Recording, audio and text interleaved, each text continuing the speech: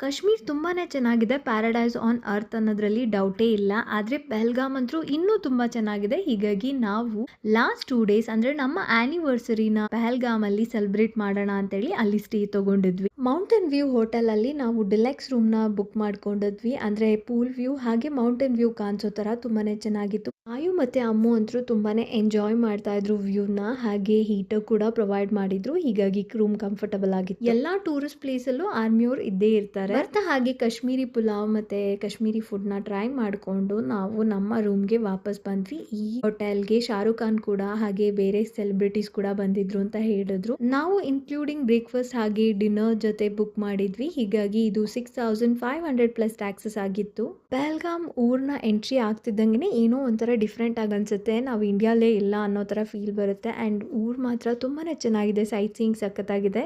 And ಹೆದರ್ಕೊಳ್ಳೋ ಅವಶ್ಯಕತೆ ಇಲ್ಲ. ಯಾಕಂದ್ರೆ ಎಲ್ಲಾ ಕಡೆ ಆರ್ಮಿಯವ್ರು ಇರ್ತಾರೆ.